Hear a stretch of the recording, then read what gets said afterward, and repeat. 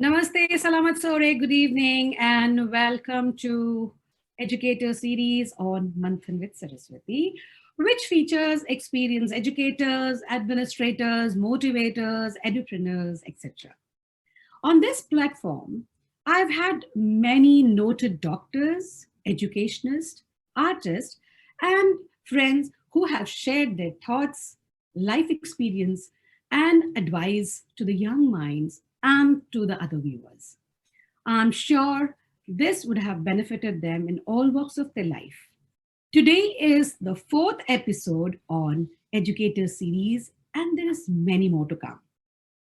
Education begins from the moment the child is brought home from the hospital and continues on when the child starts to attend playgroup and kindergarten. The primary level of any education system is early childhood education. This is the basic learning children get through up to the age of approximately 6 to 8 years. It's extremely important as they build the foundation of education for your child's learning years and at the very least probably determine how much they enjoy school. So it's all about setting a base for understanding more complex ideas as they grow up. Children have a magical capacity to learn and absorb information through various activities they go through in their daily life.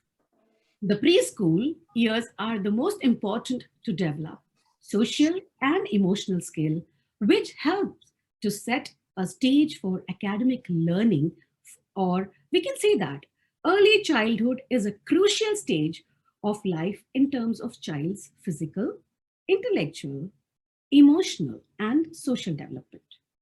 According to Jessica Alvarado, an academic program director for early childhood development at National University, she says, it's an important time in child's life because it is when they first learn how to interact with others, including peers, teachers, and parents, and also begin to develop interest that will stay with them throughout their lives. It's a common misperception that early childhood is only about learning basic skills. It is so much more than that. She says it's a time when the child learns critical social and emotional skills, and a partnership is formed between the child and the parent and the teachers. Then this is when this is done successfully, it lays a groundwork for it to continue throughout the child's education. Quality early education is therefore instrumental in laying foundation for a child's future. The brain development of a human being is the fastest at the first decade of the life. So, this is the right age to impart basic knowledge and environment, behavioral mannerism, and basic concepts of formal education. This is because any knowledge they acquire at this point is bound to be with them for the entire lives. So, having said so much about early importance, today we have an expert on this topic, Miss Shareen Ratnani, co-founder and director of Operations Kiddie Planet Plus Preschool. Good evening to you and welcome on the talk show, Manthan with Saraswathi, Miss Shareen. Hi, good evening, Saraswathi. Thank you. It's an honor to be here and have this interesting topic to talk about. I think you're doing such a wonderful show and actually sharing all these experiences with everyone. Thank you very much. We are very, very privileged to have you with us on this show too, Ms. Shareen. So, because you excel in Montessori, I just want to say a few lines about Montessori and then the stage is all yours. All right. I would like to tell our viewers who are watching us live now and probably will watch us later because that's the trend these days. So just want to tell them that Montessori is a method of education that is based on self-directed activity, hands-on learning, and collaborative play. In Montessori classrooms, children make creative choices in their learning, while the classroom in the classroom and the highly trained teacher offer age appropriate activities to guide the process. It's definitely challenging, and that's why we have Ms. Shareen to guide us through some of these aspects of the system today with us. So once again, welcome to the show, Manthan with Saraswathi, and it's an honor to have you in our show. Thank you. And a very good evening to everyone who's watching or will be watching. Yes. It's lovely to do this. Okay, so yes, Saraswati, do you want me to start answering some of the No, questions you might have please, for me? hold on, hold on. Let me introduce you Okay. to the audience, because many of them would really love to know that what is this lady has special, with this Montessori training, right? So yeah, so here we go. Shareen Ratnani, as I said, is a Kiddie Planet Montessori teacher, and of course, the director of the Kiddie Planet Montessori Plus Preschool in Jakarta and in Tangerang. She is a BA in early education, early childhood studies. She's from University of East London, United Kingdom. She's in Masters in Science in Education, that is MSc in Education from Weldon University, Minnesota, USA. International diploma, she holds an international diploma in Montessori pedagogy, early childhood. She does workshop, she's a workshop facilitator for the Virtue Project. She's certified professional coach for parents and families. We will learn that more in our show. She is recognized by the Ministry of National Education and Pinnacle Group Jakarta, Indonesia, for providing quality education through early childhood education program. Content creator for Kiddie Planet professional development workshops in Jakarta. Committee member of Association of National and Private Schools of Indonesia. National and international trainer and a workshop facilitator. Other strengths: change management, staff development, school design, educational leadership, Montessori pedagogy, networking and communication, workshop content creator, and there is so much you can go on and on. And this is such an honor to have us with us. This is a very brief introduction I want to, share about Shareen. And as we go ahead with our show, I'm sure you can see the life which she puts into this Montessori trained teacher. Once again, Shareen, welcome you on the show. You. Thank you, Saraswati. And thank you for all your kind words and the introduction. That was, I don't think I have to say anything more. You've said more than I would have ever said. So thank you. Yeah. So what do you say? Let's start the show? Sure, let's go ahead. Okay. Now, my first question, which I always ask whoever is on the show, is like, with you, it's going to be like, when you had so many career alternatives back then, why did you choose to become a teacher? What more, specializing with the early education? And you have to tell our viewers that what really inspired you to become an educator. Okay, well, that's a story that I'm going to share. So when I came to Indonesia, I think 30 years ago, I didn't know anything about Indonesia. I didn't know anything about the country. I didn't know the language. The only thing I knew was of course English, because that was my background. And I came with a BSc in science, and I couldn't do much with that over here because it was such a strongly bilingual country where Indonesian was predominantly the language that everybody spoke. So actually one fine day, it was my mother-in-law who told me, why don't you I have a friend who wants to learn some English, and would you be happy to teach her? I'm like, yes, sure. And so I started it just, as a little, not even a hobby. I never ever dreamt I would get into education. So I just got into it. Maybe it was a calling that was recognized late in life. But so I started teaching English, and then I had a whole load of students who wanted to go abroad. So I used to teach them how to do the TOEFL and SAT. And then I started doing English for, corporates and things like that until 2002, when a good friend of mine, Reshma, she was in early childhood education. And both of us she said, let's do something together. And at that point, we said, okay, we both have education background. So, right, let's just do something together. And that's when this idea of Montessori came up. And, she said that there is no Montessori in North Jakarta. Are you in for it? And I'm like, okay, let's go for it. And I think the only thing I had was the drive to do it. And that's it. So I took the plunge and we decided to open a school together. And well, that's where it's been 20 years since we opened the school. And because I got into early childhood education, which is something I had no experience with, I had to re-educate myself. And I've never stopped educating myself ever since then. And now it's just, I think it's my passion. I think, Shareen, that what the normal rule which says that whatever happens for good. Absolutely. I think it happened with you, and your mother-in-law and your friend stood behind you, like stood beside you for taking your journey forward with pre-education, and so your Kiddie Planet came into existence then, right? Yes. So and see, it's your you took up the challenge, right? So my next question would be related to that only. So how was your experience in setting up the early childhood center Kiddie Planet in Jakarta and in Tangerang?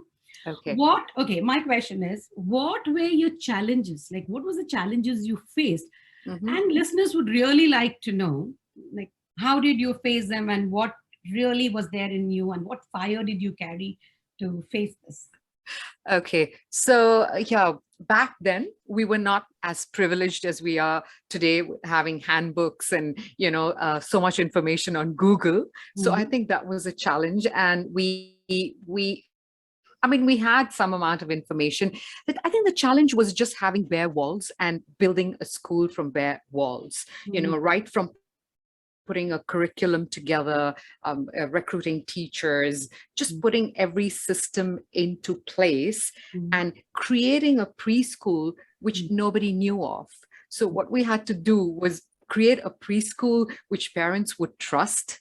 And I think what really helped us, that was a challenge, but we started off with a fantastic team. Our board was very, very supportive. Our first principal was a Montessori lady from Portugal, and she had the grit to drive this. It was her first, so it was a first experience for everyone.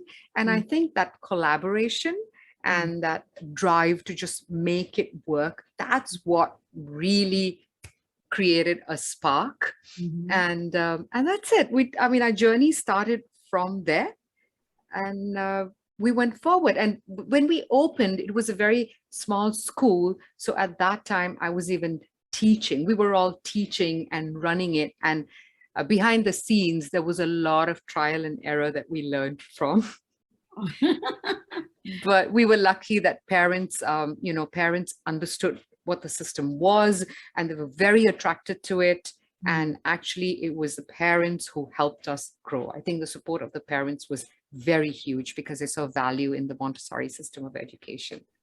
It's amazing, and it's so motivating to hear this, that when the support comes from the parents, it's fine with the children and the parent and the teachers, and of course the supporters of the Montessori system would have really helped you grow what you are into now.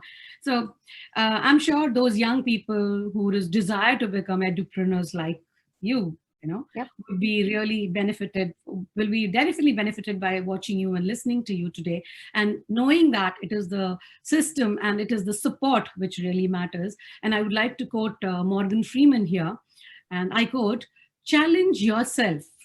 It's the only path which will lead you to growth." So you don't have to compare yourself with anybody. You need to challenge yourself. And we don't grow when things are easy. So we grow only when we face challenge, right? And that is what you exactly did. Yeah. So my next question would be, like, when you were entrusted with the administrative leadership of the school, what were the mantras did you follow to lead the team? Like, I want you to share some 2 or 3 mantras, which will be really helpful to the edpreneurs who would be listening to us, and, who would look up to you as a role model that, I want to be like Shareen, So what would your 3 mantras be? I think the first thing is, don't be a positional leader. A lot of people just come in and they're principals or they're heads and they call the shots. So no, I think be a very serving leader and be in the dance. I think what really helped us was to be leading and to be teaching. So being a part of what the teachers were doing gave us very good insights of what was working and what was not. Sure. It gave us a better perspective. And I think by doing that, and also by, actually delegating a lot of things. So what we did was we actually started to create leaders within the organization. And when you do that, then you have a very process-oriented school versus having a very people-oriented. I mean, today you're there, tomorrow you're not there. So you need to lead in a way where you're actually building leaders along the way. And so everyone's a leader in some way. And I think the second thing that I would like to say is to lead with love. I think, it's a primary emotion. And when you lead with your heart, especially with schools, I think every institution has a culture, and with schools, especially preschools, you want to breathe love when that little child comes in, and I think that does the magic and it creates the culture. And it really comes from the leader because, we have 4 preschools and it's very interesting. We use the same curriculum. We have the similar design, but, the people in each school, they are different. And you can see the culture is a bit different based on the leaders in each space. So definitely lead with love. And the third thing that I would say is, which I used a lot, is to always keep the end in mind and have a strategy for making decisions, because that's the hardest thing to do, especially when you're new. And with all the leaders we had, I use the analogy of a top, and when the top is spinning, it always has a little tiny little support on which it spins. And you need to have that to make your decisions. So with my leaders, all I used to tell them is, whenever you make a decision, keep that one thing in mind. And that one thing was the welfare of children.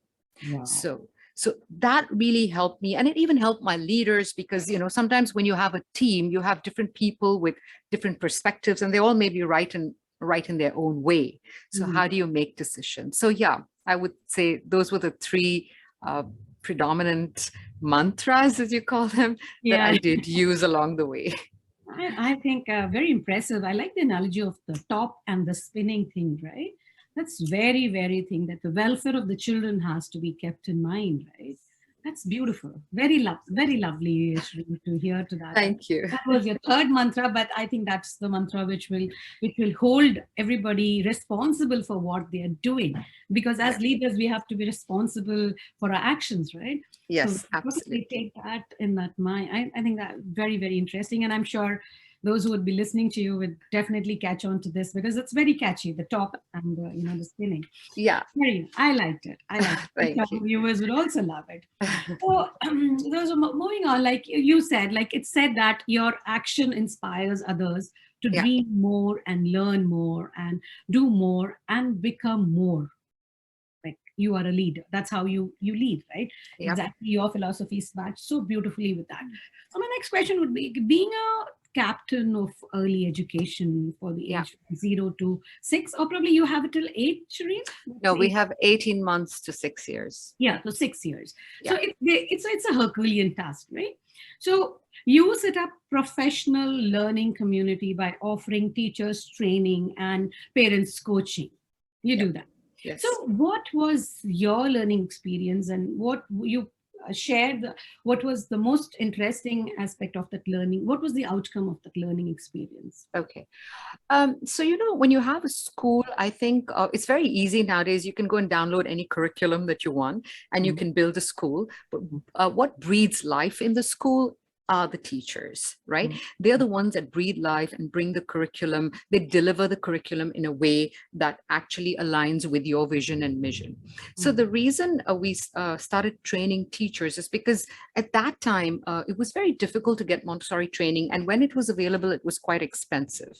So what we had teachers coming from different early childhood backgrounds, but to get them aligned with our vision and mission, and to get them to actually use the Montessori pedagogy, we started training. And both my partner Reshma and myself are qualified Montessori trainers. So it became it became easy for us to feel like self-sufficient. So if we had someone leave, we knew that we could get someone else in and actually train them, right? So I think that's the reason we started teacher training, so that everyone was aligned with the Montessori pedagogy. And then with parents, when I started talking to a lot of parents, I realized that their perspectives, their understanding of education plays such a big role in how they have a partnership with the school. And parents had a lot of questions, and parents, they tend to compare children and do a lot of these things. So I started parent coaching just basically to educate parents, and share stuff that would help them. And I felt that by doing that, it really changed the way they thought, about their children. We used a lot of discipline methods. We trained them on how we teach and what we teach, so they could understand the system that their children are in. And I think that helped us to have a very good parent-teacher partnership, which is essential, especially in the early years. Yeah, I get it. So basically, when you train teachers, everybody is in the same mind framework, and probably your work gets more streamlined, and the action becomes more strong, and we go ahead with a great strength that we are one, the united, and we have a goal to achieve. Yeah, I think because what happens is teachers bring their talents, they're very talented, but in any school, especially with very young children, with these foundational years, you need consistency. And so if you have one teacher doing A and another teacher doing B, it's definitely causing some kind of confusion in that little child's mind. So that's why having them aligned with the vision and mission, letting them understand what Montessori is, how to use it in the classrooms, it creates a very consistent way, and it makes it easier to navigate through those years. Very good, very good. And I'm sure you, being the captain of the ship, you navigated beautifully. Oh, everyone's a captain in the ship. Trust me, that's what I look at it as. See, when we talk, we say that leaders instill in their people a hope for success and a belief in themselves, right? Positive leaders empower people to accomplish their goals. And I think Montessori, in your hand, is being taken care of so beautifully. So you are a mentor. You organize webinars, you conferences, workshops, and other speaking events to support educators across Indonesia. So road shows to educate teachers around Indonesia is also there. You share ideas to influence the perception and network with school teachers. What's the driving force besides, having like what you said, that you train teachers for a common goal and a common mission, right? Yeah. So what keeps you motivated and focused towards your goal?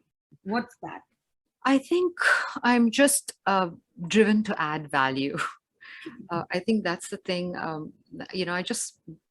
try my best to add value into every educator's life that I meet, or in anybody's life, whether it's my friends or my children or anyone. I think I'm driven by adding value. And that was one of the things. And actually, once when I was in India, I noticed that in India, that you have international schools, but interestingly enough, the number of teachers who are actually international are not so many. The bigger population is all Indian teachers. And this is something that I've always wondered. And we live in a country where these Indonesians, and they're very, I love the Indonesians. They're such kind people who want to learn. Why is it that we can't train them? And I think slowly and steadily, I feel that all this training, because about 20 years ago there was hardly any training available. So I think seeing that and looking at the possibility that we can have local talent in our schools just kept me training. That's why I started training not only in my school, but even training other teachers from all over Indonesia. because I felt that, let's use local talent. Yeah. Yeah. Be local, be vocal for local, says Yeah. Priya Modi. And I think you followed his philosophy here. So which is very interesting. So what was the challenges like? See, you love doing that, and you're doing such an amazing job. But what was the challenge which you faced in doing all this? Like, I actually, you mean in training? Of course, in training, that would be a part, being teachers training, that is Yeah. one-to-one. And in early childhood Earliest. education. Okay. So I think in training, one of the challenges was language. Like, I couldn't speak that much of Bahasa, and I've actually now started doing a few trainings in Bahasa. So Okay. I think for me personally, that was the biggest challenge. But, I keep thinking of, I don't know who said this, but be the change you want to see in the mirror. And if you want to see it happen, then you need to just move forward. And it's okay if I make some mistakes. But so I've been training using a little bit of English, a little bit of Bahasa, and actually learning along the way. And with preschools, I think the early childhood sector has really, really suffered in these last 2 years. I think these 2 years have been the most challenging years since we opened, because, it's 0 to 6. These children, they learn by touching, feeling, smelling, like you mentioned earlier, right? Our brain takes in all that information through all the senses. And it is a huge challenge to deliver this across, over the screens. Right. I must say our teachers have been phenomenal. They've really been superheroes, and they've been extremely creative, to try and get the learning across. But still, it is not optimal, because these children learn by doing, and so I think that has been the biggest challenge. And because the teachers have had to stretch so much, we've seen a lot of teacher burnout, so I think that's been the biggest challenge throughout my career in this early childhood field. Burning out teachers, along with early childhood, I think as the children grow up also, it's a lot of thing which is happening out because of the screen time which we are having. That's also there. So when you talk about little ones, the teachers spend a lot of time with them, and when it comes to growing up, moral values are very important to children, right? How effective is moral education in these preschoolers? One more question I would add to that would be, how does the educator in Montessori wing process this? Or in simple words, how can moral values be inculcated in the tender minds? Okay. Yeah, absolutely. Moral education or social emotional learning, all of this is absolutely essential. In fact, if you ask me, it is the most important thing. It's more important than the math or the language or anything else. At the end of the day, what you want are these life skills, right? And I think Montessori teachers, Maria Montessori herself said that, children are like sponges, and they just learn everything from the environment. So even if you're not teaching them, they are just learning, right? So which is why, like I said earlier, it was very important for us to share with the teachers what Montessori pedagogy is all about, so that they can use it. Now, also in the Montessori, we have a whole space which is called activities for everyday living, and it is in this space where children have a lot of grace and courtesy skills. And the way, the entire philosophy is such that children are driven to they direct their learning. Okay, they make choices of their own, and then they learn to take turns. And all of this helps, eventually helps them in that moral value building. Also, every Montessori material has like invisible learning behind it. When I say invisible learning, it's, children are learning order, they're learning focus, concentration, confidence. That is the beauty of the Montessori curriculum. And besides that, we also have a kindness curriculum that the teachers use. It's basically character education through stories and, art and craft and things like that. And the reason we actually add on that is so that the parents can see this stuff, and they can reinforce it at home. Okay, that's wonderful. So stories not only is helpful for any age group, I think the tender ones do enjoy the story, Yeah, and stories are basically a very they have a wide scope to absolutely. teach Yeah, these. Wonderful, wonderful to know that and moral education is not just for the children. I think everybody needs to be morally strong, and that's the uphold of to humanity. I think holds up on these moral grounds. And yeah, absolutely. yeah. So being moral and being responsible for being a responsible citizens of the world. I think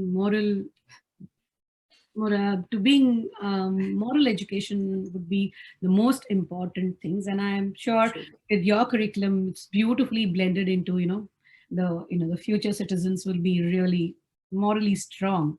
Yeah. So when we talk about child's development or the child development expert, they agree that play is a very important in the learning and in learning of a child and to bring an emotional development of a child, right? Mm. So play is multifaceted. I mean, it is fun experience for the child, and often they learn a lot of skills. A lot of interactive skills and a lot of Of life skills they learn through games.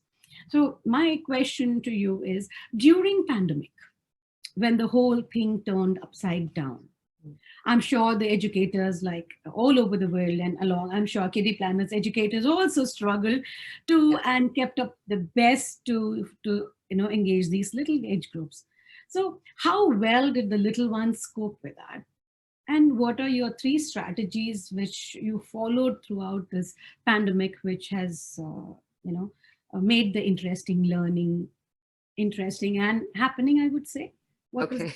if you go Well, ahead? I need to thank every teacher in Kiddie Planet because, like I said before, they've been superheroes. They have just not, I've been amazed to see how creative they have gotten. Mhm. Absolutely fantastic.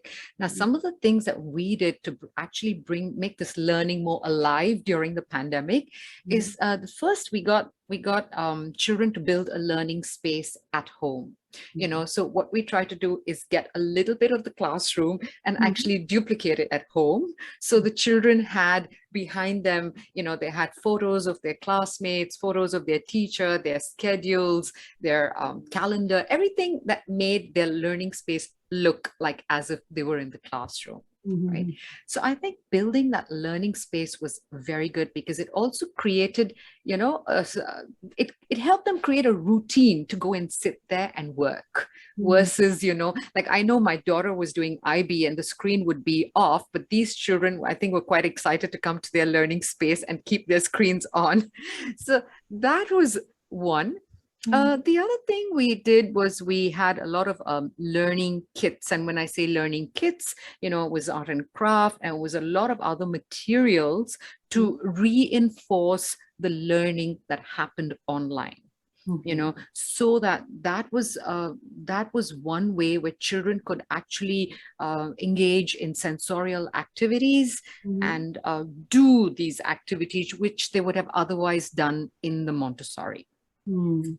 And so that was the second thing. And I think the third the thing that we did was, okay, we had a combination of live Zoom classes Mhm. and some recordings. And the reason we did that was because these young children, Mhm. their attention span is not like an adult. It's a short attention span. To get them to sit Great. through one Zoom session Mhm. itself is like an achievement. Mhm. So we had these live sessions, and then we also sent them recordings of a lot of the special subjects, things like music and movement, and even Montessori, so that at their own time, they could have these little sessions with the parents. And I think every parent has become an educator now, totally. Yes, I agree to. I understand what you mean by that because this pandemic has taught everybody a lot of lesson, and now the parent is also equally involved with the child, and Yes. they are earlier also they're very supportive, but I think after the pandemic they've become extra conscious and extra cautious. and they see to it that the child learns it through the right way, because there are the plus points and the negative points of the social media also. So probably they also want to have a watch on what the child is Oh, doing so that yes. they can And, and teachers are extreme. A lot of teachers, especially new teachers, they are actually very conscious of the fact that they are being watched throughout their class. Maybe that's one reason why they even have to work even harder to make sure, because parents are also also watching. watching that. In fact, they sit along with the children to watch what Yes. the teacher is teaching them. Yes. So the teachers beware, and those who are watching us who want to be a Montessori based or want to take in early childhood, remember that's going to be very, very challenging, Yeah. So, Yeah. Shareen, you believe very strongly that the parent-child relationship sets the child's foundation for life. That's Absolutely. your belief. That's you strongly Yes. believe in that. Yes. So, when parents bring the little angels under your care, what are the expectations from the Montessori training, and how is the curriculum explained to them? And do they receive it with 100% support? What happens actually? Right. Okay. So initially, when, like, I'm talking about 20 years ago, people never knew what Montessori was, but now, of course, they're very exposed. But Mm. what we do is, see, what Montessori does is Montessori puts the child at the center, right? And when parents come to our school, we actually take them around and explain and show them how this works, because it's very difficult to just in words explain what Montessori is. Mm. And then when they see what's happening, when they see how child driven it is, and Mm. how children are doing so much for themselves, they're driving their learning, they're making independent choices, and when they see this, when they Mm. see the process, that's when they actually have faith. That's how parents have had faith in it. And like I said, we do a lot of parent workshops to Mhm. actually explain how we are teaching the child. And it's very, very important to have this partnership, because if it's not there, Mm. then children are more at home than they are at school. I'll Yeah. give you a very simple example. Like, a lot of parents, who come, who went, including me, when we went to school, we just learned A, B, C, D. We never learned phonics, right? And so we still have parents who will be teaching A, B, C, D. So we need to have these parent sessions to Mm. explain what we're doing, so that they also are aligned with the vision and mission of the school. Mm. And I think when they see the outcome, that's when the faith is. Yes. And, to add on, I mean, if you look at the Amazon's founder and even Larry Page, the co-founder of Google, Mm. they both actually attribute their success to their upbringing and a Montessori education, where Yeah. they were able to use resources at hand, where they Mm. were able to drive their own learning Mm. and be curious. And I think it is the end result that parents see that make them believe, yes, this is really good.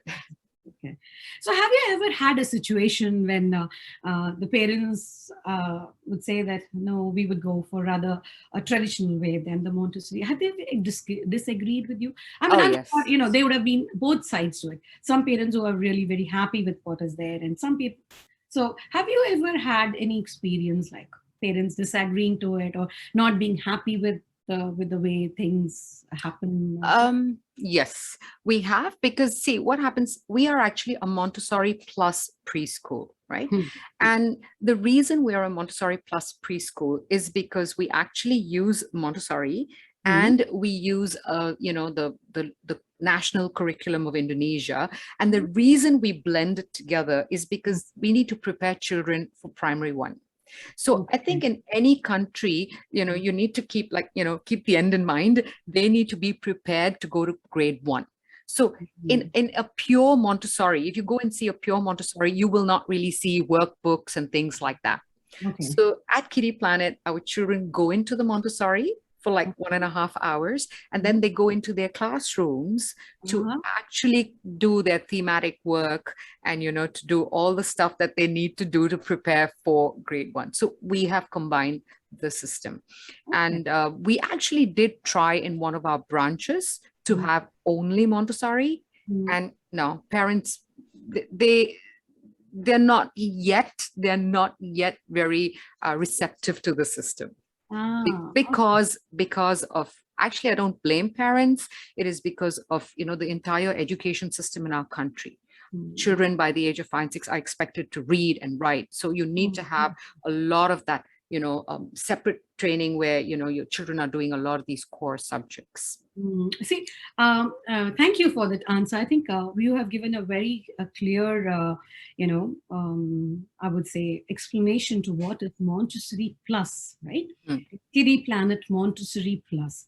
So there was one question when one of my friends asked me, like, through the while chatting, she says, "Who is this person?" She said, "What is Montessori Plus?"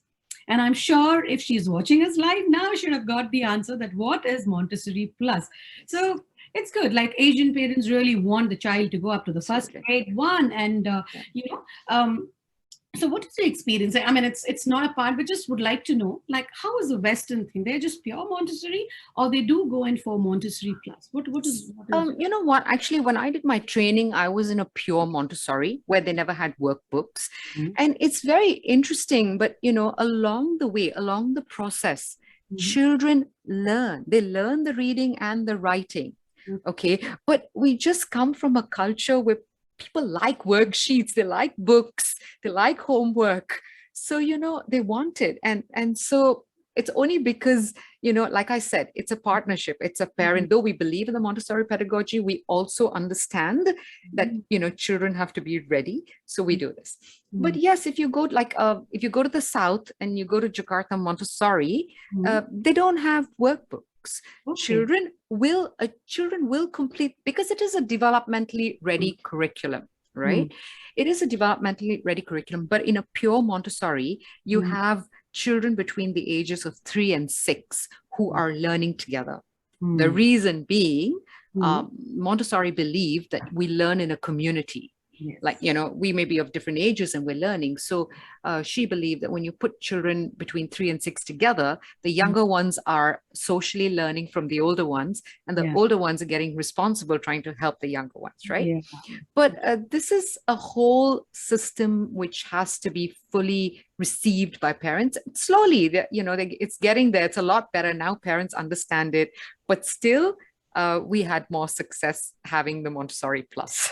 I'm sure, because you have blended both the things, and Yeah, it's a happy parent is happy schooling, and then yeah, absolutely. happy I schooling think is it's the best of happy both. entrepreneur, and entrepreneur is, of course, the co-founder. So it's all in one. Very good. I'm so happy that Kiddie Plus is doing so wonderful, and now, of course, who asked me should have got the answer to it. Very good. So teaching learning methods are different for various age groups. Being a national and international trainer, you have trained various groups and transformed the traditional play school to Montessori way of teaching, or the Montessori Plus way of teaching. Can you briefly tell us how the educators are trained to meet the requirement of this program? So we do internal training, like I said. So we do an internal training where we get all the teachers together and we actually train them with not only how to use the materials, but Mhm, with the whole pedagogy. mhm, What we also do is we also do a lot of observations, and when we find that someone is doing something which is not aligned to the Montessori pedagogy, mhm, then of course we would get feedback. For example, just a very, very simple example, if a young 2-year-old child is trying to build some blocks, mhm, by default, a mhm, parent or mhm, just a teacher, who's teaching might want to really try and help the child build those blocks so mhm, that it gets done fast. But in Montessori philosophy, you don't help the child, you just let him do it. mhm, Okay, let him make those mistakes, let him do it, let him self-regulate. And when he looks at you for help, or you really see that he needs it, then you intervene. But otherwise, yeah, Montessori teachers, they're actually not teachers, we call them facilitators. They're mhm. meant to stand back, observe the child, and help the child when help is needed. Sure. So it's so nice to see that the independent nature of the child is brought to light, and only when he seeks help, then you help him. So Yeah. the child respects his own individuality and his own independence to take Yeah. decisions, right? Yeah, and Saraswati, both my children, actually, my daughter Shania was the first student in Kiddie Planet. And I think I would also attribute their self-regulation to a Montessori education because they're both very, very self-regulating. Mm. That foundation is important, and Mhm. they drive their own learning and they do things by themselves. Oh, So, wonderful.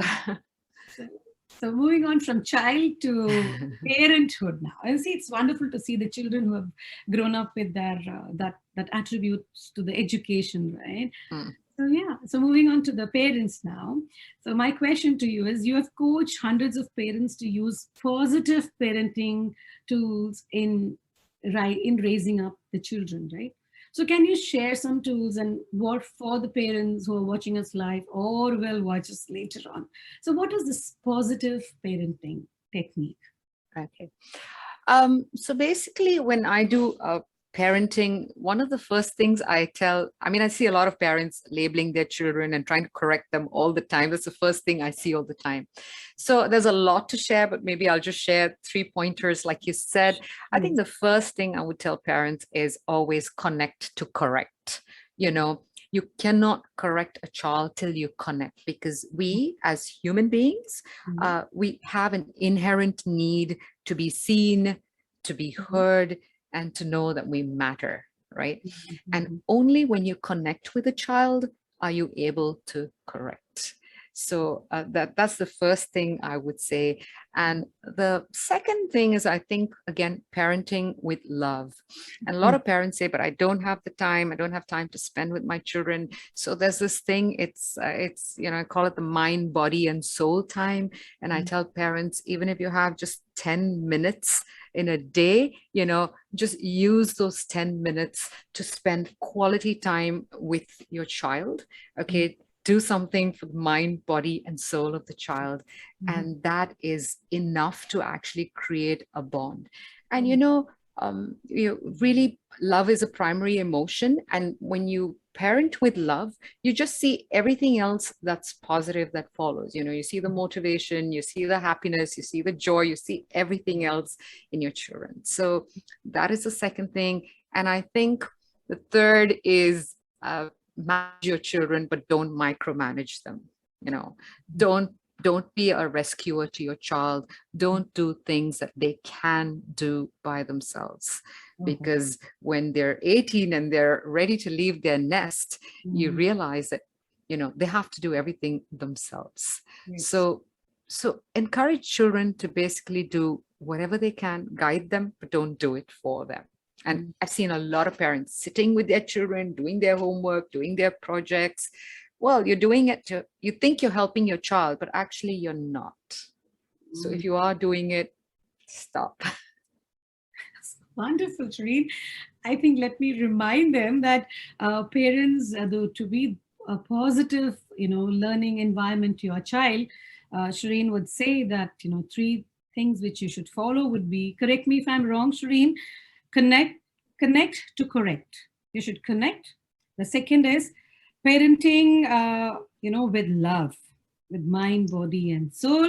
And the third thing which you mentioned was manage your child and don't micromanage. So I'm sure this was one of the topic which your parents would really love to know, because I had said that we have a lovely and a very expert child early education child specialist. So they would love to know, and this question was the most hit question, and they wanted to know the answers.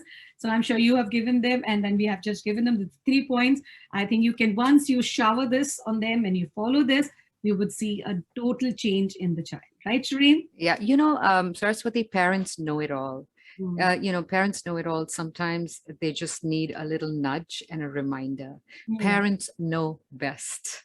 So They you are can always use, at yeah, best they know also, best. Shireen. They are working and they want to Yes. manage the child together. They want to, have family time. They want to go out. So the school or the school work comes, they want to finish the everything. And in that thing, I think mothers or fathers, they Mm, they just forget about these simple things. And I'm sure with your absolutely. talk, with our discussion today, and you emphasizing on these things to, being a parents to use positive parenting tools and these techniques, I'm sure they are going to, really have a I super hope so. relationship and loving relationship with the children. And okay, I would like to ask you that we know that each child learns differently. Mhm.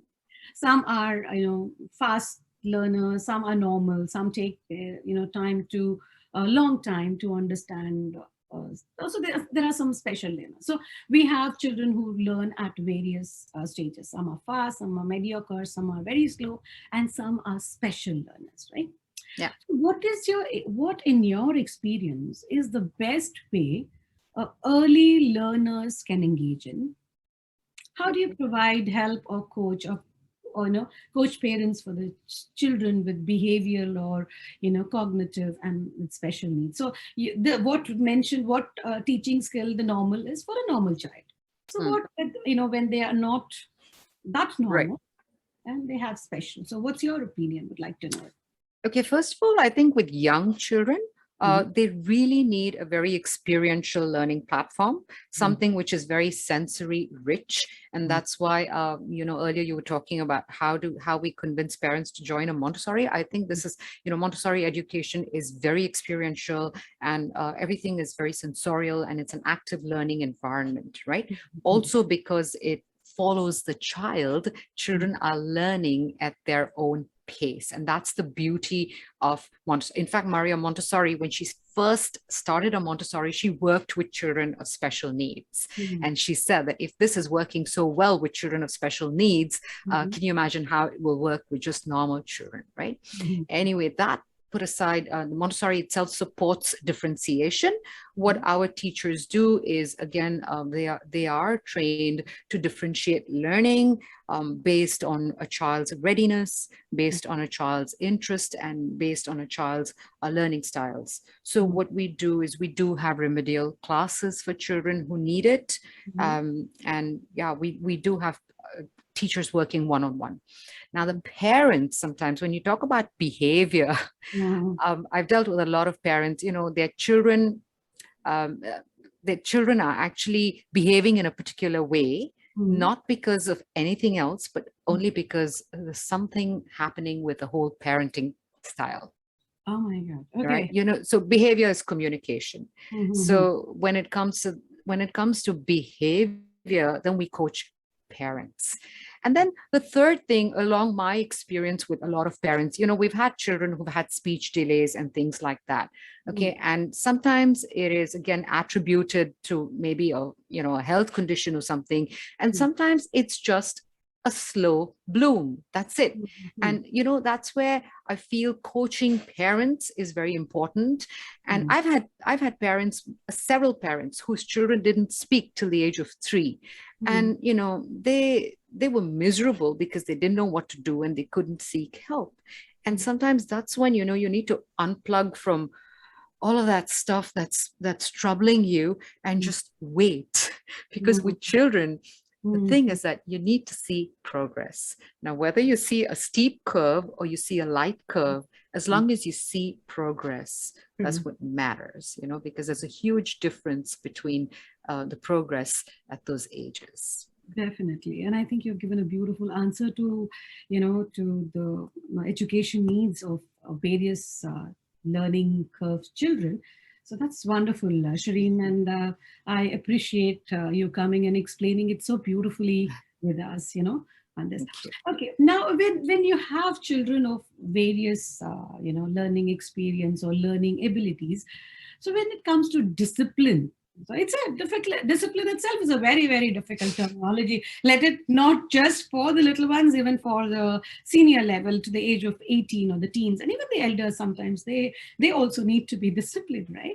So when Yes. these little ones come, when they are in tiny age below 6, Yeah. how do you interpret it and how well do they follow it in Montessori? And how is the concept of disciplined approach in early Montessori years?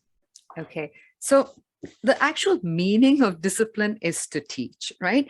And Mm. our Montessori teachers, they know that discipline is not something that should be imposed on a child by an adult. They know that. They're very aware of that. So they allow the child to do things themselves again, like I said before. And we use a lot of proactive discipline. And when I say proactive discipline, the teachers, when they start a session, the beginning of the year, we have what they call ground rules for the children. So these are expectations. Okay, these are expectations, and the children are very well familiarized with these expectations. So then they know what to do and what not to do, right? So a very, very a simple example I could give you is, say, running in the classroom, right? These children, and when we talk about positive discipline, we always tell children what they should do versus we don't tell them what they shouldn't do. Okay. So the ground rule will be walk. We don't say don't run. Don't run. But just say walk in the class, and we always explain why. And if we find that child running, we just stop the child and say, do you remember the ground rule? That's it. That's as simple as that, So if it's, a child, even children like to grab things from someone else. So at the beginning of the school year, we have a whole lot of these ground rules, and we get children, especially if they're 5 and 6 years old, we even tell them to write their own rules. So they take ownership for it. And then when they see someone doing something wrong, they'll actually come and tell you that the other person is doing something wrong. So in Montessori, discipline is a very, it's from within. Okay. It's about developing the will of a child so that he does things by himself versus it being imposed by an adult. You know what, I'm so, my just thought process, while talking to you, when the child can take up the ownership of his own act. So you guys are actually making him ready for the future.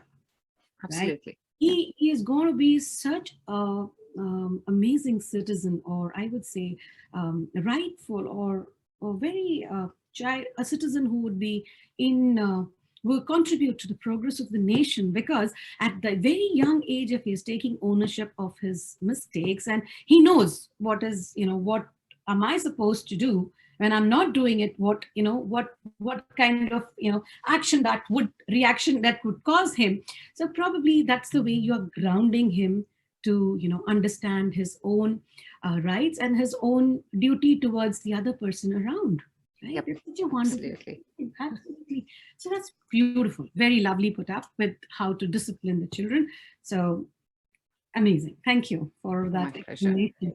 Okay, my last question to you will be very formal last question, which I would like, because we are running out of time. It's already 1 hour plus, and it's so amazing and it's so interesting to talk to you. And your energy is what is speaking to us now today.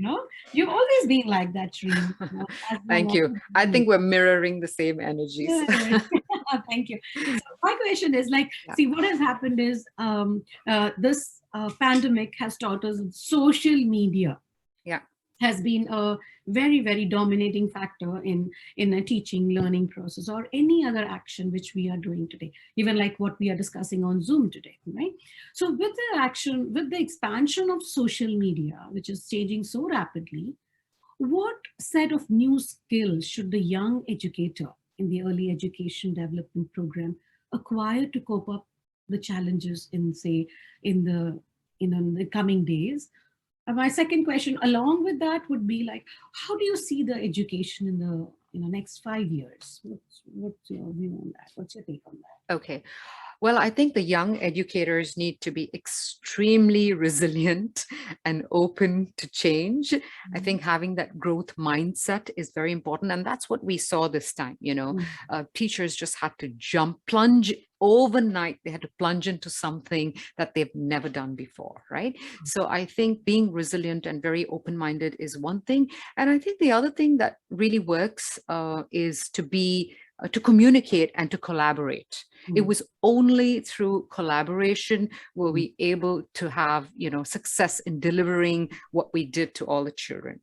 Now, how it's going to change education, I think if I look at, just technology and the whole globalization, and if I don't look at just my school, I think the good thing is that, technology is being used as a tool to take education to places where there are no schools. There's a lot of underprivileged children who've never been to school. And I think this has taught us that we can reach out far and wide and change the way education is handled. So of course, for us, I can't wait for children to come back to school again. The foundation, in the foundation years, they need experience, they need a sensorial.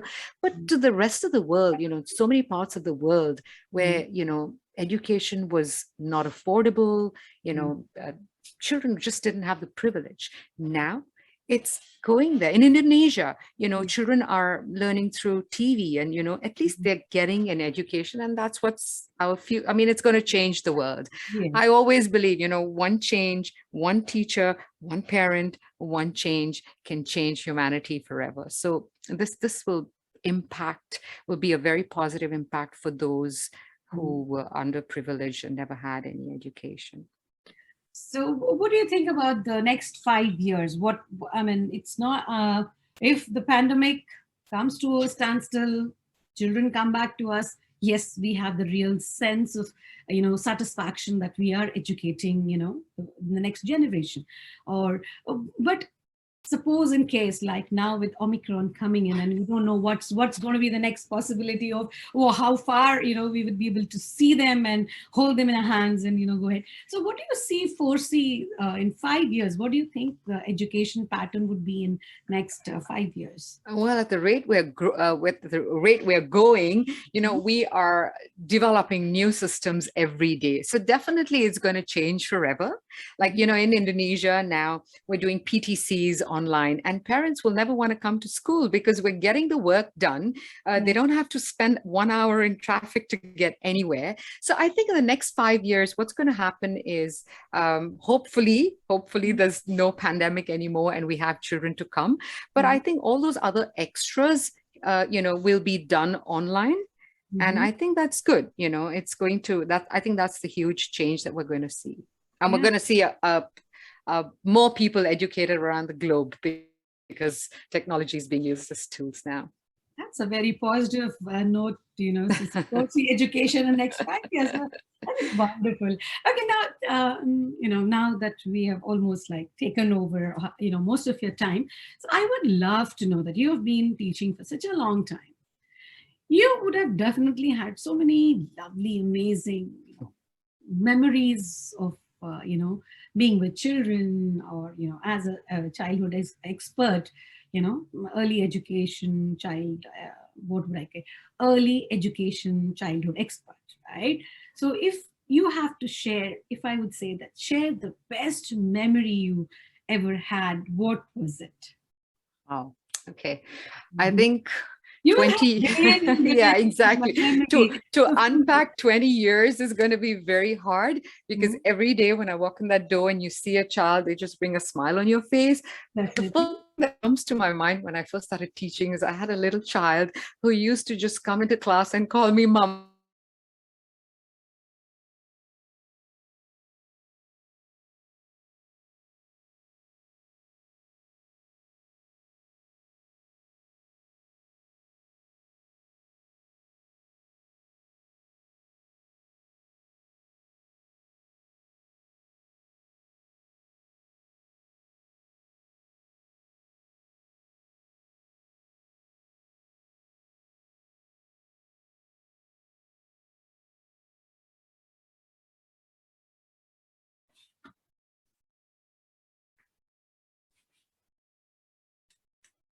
I'm sorry, I had some internet issues. I'm just getting No worries. No worries.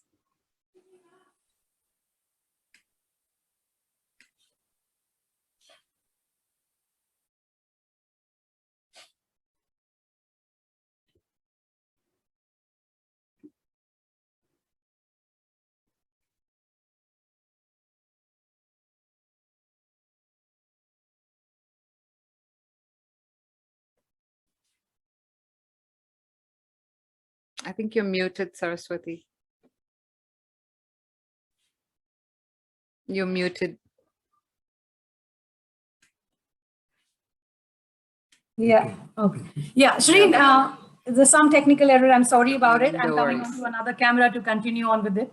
So No we were worries. sharing about the best memory, you were sharing, like what was. Yeah. I was telling you that I had this little boy who would come into my class and call me mama. And Yeah. I'll never forget that because it was just such a heartwarming feeling to Yeah. think that I was like a mama. So whether it was the love or whether it was just me being the adult figure, in the class, it was just something that I'll never forget. But besides that, I think every day was a smile in school.